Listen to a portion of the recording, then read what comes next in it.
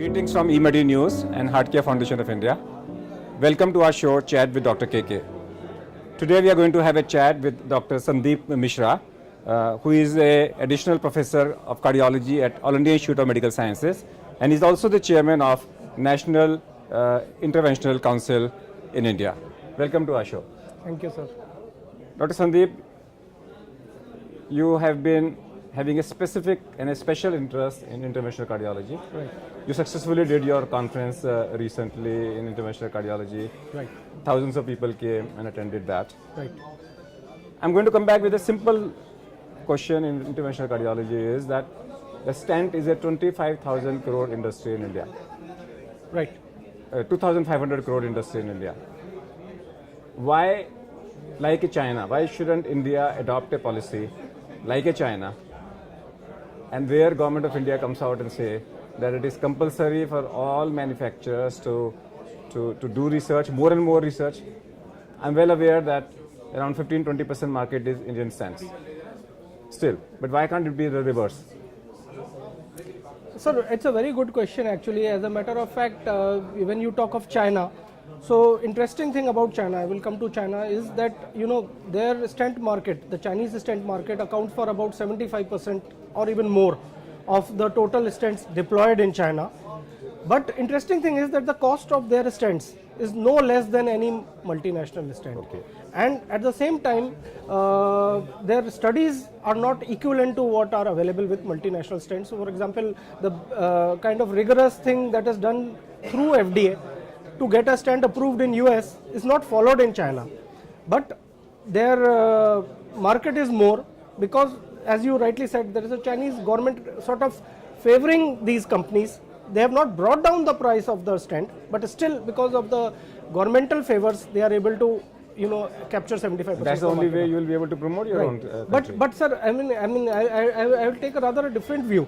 What I will try to say is that in India it is unregulated market. Anybody can come in and sell. So what has happened is that the Indian companies actually have come out with a cheaper product, and also they are doing trials to show that this product is at par with any multinational company, and they are able to compete with international brand. And as a result, while the Chinese stents are sold only in China, for your information, sir, Indian stents are sold not only in China, but they are sold in Brazil, for example.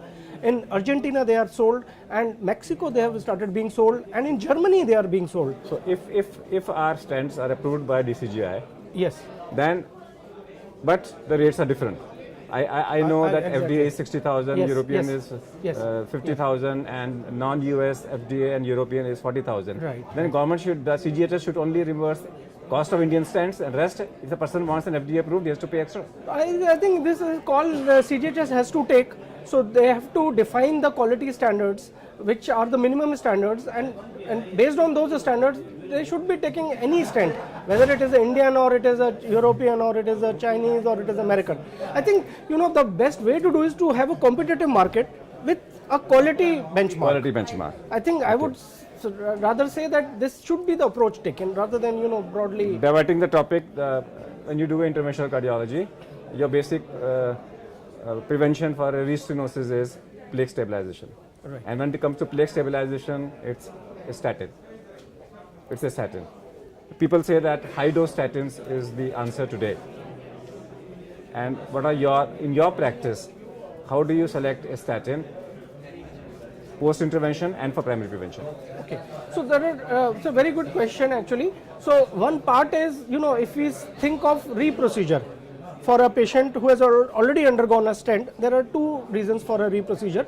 One is that a new lesion can develop anywhere else, and that can lead to the problem. Second is that the lesion that you treated has again got narrowed, and that is the process known as restenosis.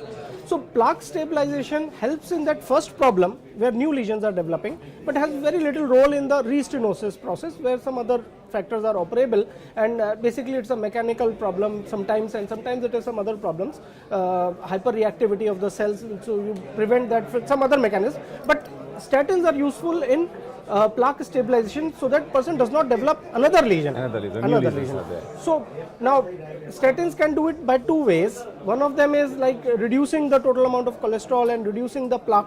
Second is plaque stabilization. So MI occurs not because of the volume of the plaque, but because the plaque is unstable and it ruptures and it can block the artery and it can cause MI. So statins can do both. They can reduce the amount of plaque and they can stabilize the plaque which is already present. So in a situation like intervention, immediately after intervention, when you touch this vessel, you treat that particular part, but other parts are also touched. So plaques can get unstable. So idea of using high dose statins is to stabilize those plaques which inadvertently got touched and which are. If you have to use a statin, right? Which one you choose, and if you have to use a fibrate, which one will you choose? Okay, so at the moment, the data is for the secondary prevention. Most data is available with atorvastatin, but having said that, rosuvastatin is more potent statin. Therefore, particularly I tend to use more rosuvastatin than At what dose? atorvastatin. Say 80 milligram of atorvastatin is equivalent to 40 milligram 40 milligram of rosuvastatin. Yes. So that means for plaque stabilization you will use 40, and for only lipid lowering you will use say 5 or 10. Depending on the LDL values. On the LDL value. So initially, for a short duration, we might use even 40. I personally use 20 because I'm sort of worried that it is the higher dose. So most people I use 20, but some people I use 40 When do you also. use fenofibrate? Fenofibrate I use when the triglycerides are. Do you combine both of them? I can combine, yeah. And specifically with both the cholesterol and the triglycerides are high. Exactly, I combine sometimes. When it comes to hypertension, we talk about as the first drug of choice. There are options for diuretics. We have beta blockers, then we have ACE inhibitors, and we have AR blockers. Right. In your practice, you follow a particular system, whom to use what? So I choose antihypertensive according to comorbidities. So if this person is diabetic, I might be using either ARBs or ACE inhibitors. On the other hand, if patient has had some history of TIA or is an elderly patient with more systolic component, I would go for a calcium channel blocker. So depending on situation, I choose the antihypertensive. Most people I would rather use a calcium channel blocker. Most patient you will use a calcium channel blocker. So if I have to use a calcium channel blocker, drug of choice is amlodipine. If I have to use an ACE inhibitor, drug of choice is ramipril mostly. Ramipril. And what dose? I go to 20 milligram. 20 milligram of ramipril. If I have to use a AR blocker, I tend to use olmesartan. Olmesartan. Why not telmisartan? Why not losartan? Okay, good question. I will say losartan mostly because you have to use a BD dosing. So that is the issue. I use losartan when there is hyperuricemia. There I would preferentially use losartan. Now coming to telmisartan, initially I was using a lot of telmisartan, but with so many trials available which have not shown really, like for example in acute MI, the value trial and transient trial and so many other trials, the benefit not coming out that well. So that is why I use a more potent this thing, which is olmesartan. Okay, something new. How to prevent death in heart failure? Okay, how to prevent death in heart failure? I think at the moment, if the best way to prevent death is maybe in good group of patients who have got low ejection fractions, who are post-MI patients, ICD may be the best. So if ejection fraction is less than 30%, irrespective of symptoms or not, are you recommending compulsorily ICD to all your patients? No, not at the moment, because... But if the person can afford?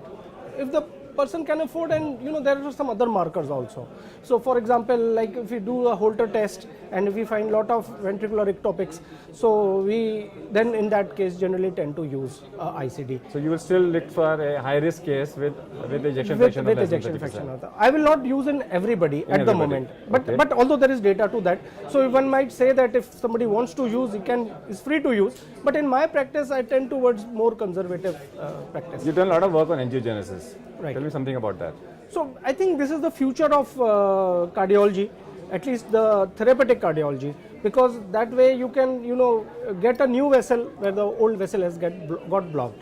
The problem at the moment is that this therapy is not fine-tuned, so that the benefit is very low, that it is practically negligible in overall scenario. In some select patients, it might be of some How benefit. do you do that? Are you using a peripheral blood cells or what? Yes, at the moment, bone marrow Stem cells. Stem cells are the ones And which you are take preferred. them and you we harvest them and inject them intracoronary. Intracoronary in acute MI patients we do that. After acute MI, in those patients after if the ejection fraction is low, we give. So that means bone marrow if a cell. patient has come with acute MI, you've done angioplasty, Yes. and after that you inject it into the coronary arteries to improve the ejection fraction. Yes. What are your results? We are finding some good results. Although our study is very small, we still want to have bigger numbers. And this study was quoted in JAC also. So we have done some work. We are particularly rather more focused on heart failure. So what we have seen is that these bone marrow cells can be used for both angiogenesis and for myogenesis. So what we have found is that in end stage heart failure patients, if we do this, then there is some improvement. If you would not have been a doctor, what you would have been? A politician? Good question. Maybe, yeah, I might have been a scientist actually. A scientist. Yes. Scientist you can still be. You Yeah, are still a so scientist because that's why we do so many interested and in that's the this reason you are studies. doing a lot of research work. Otherwise, you could be a politician. You have been close to the Prime Minister.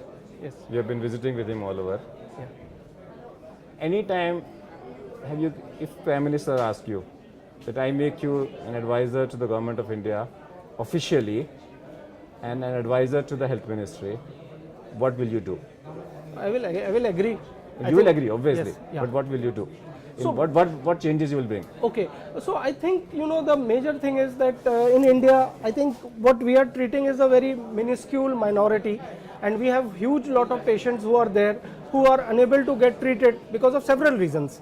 So what we would do, if I am this thing, I would encourage the Indian industry to focus at this middle class, develop new products which are cheaper, which they can start using in their practice. Get every company to develop more better alternatives which are more useful in our country and in our sort of middle class settings, because whatever products we are getting from internationally, all the ICDs, all the new stents, newer generation stents keep coming, they are useful in minuscule minority.